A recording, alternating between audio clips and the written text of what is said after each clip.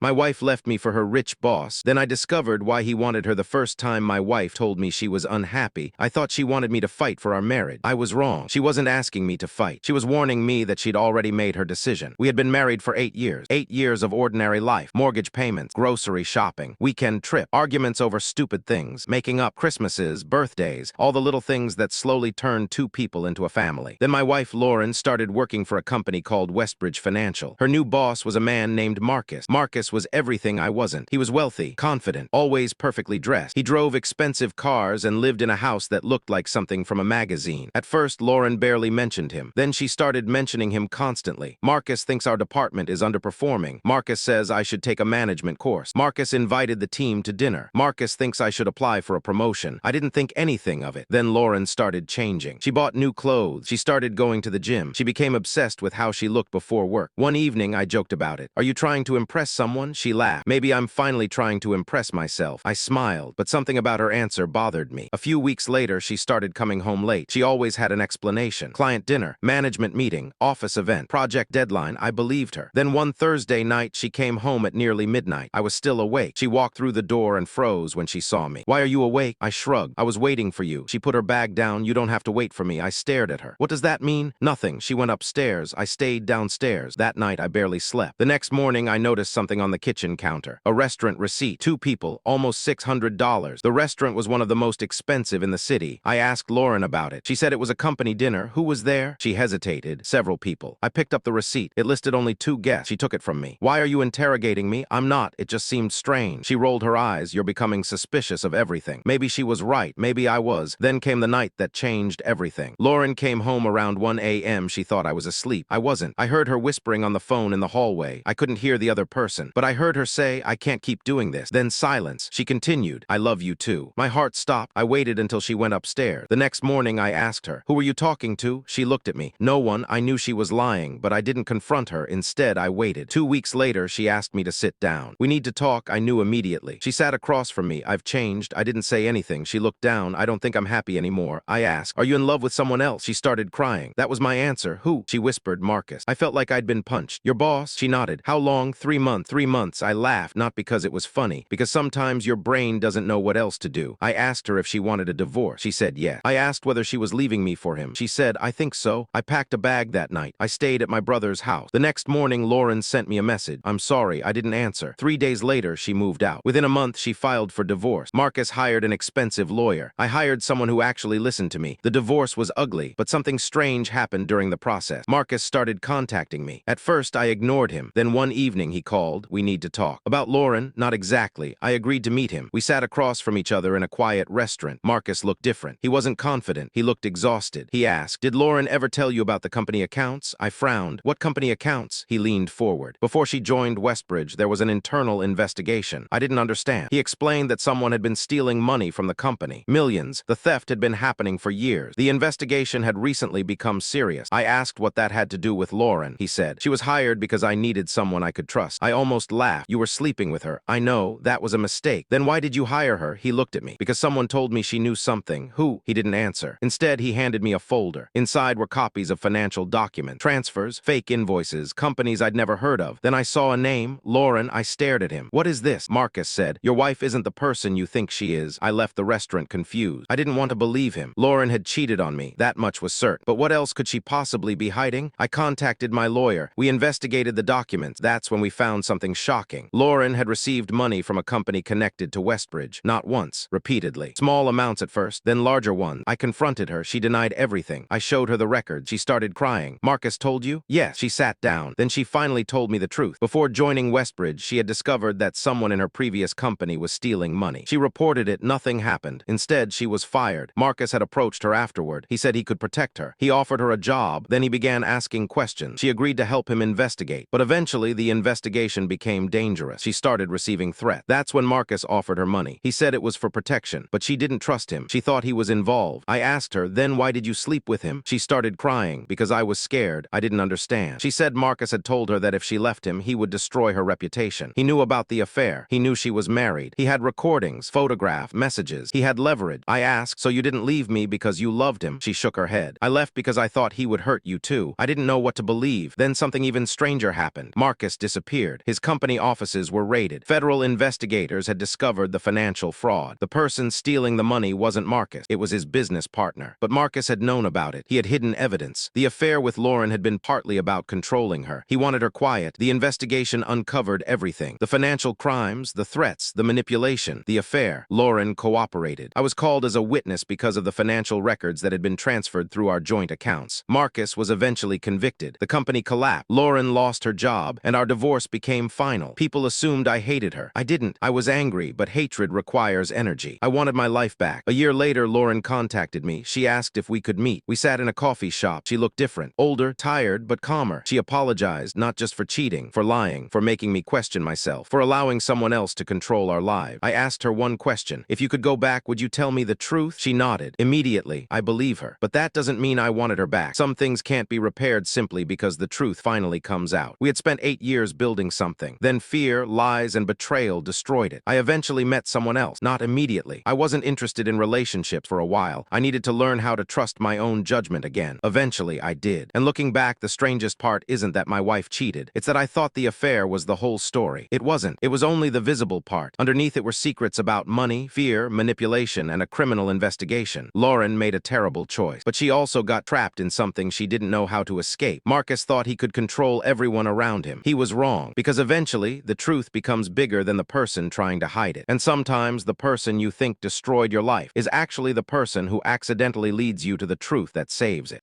Like and subscribe for more videos like these. Thanks for watching.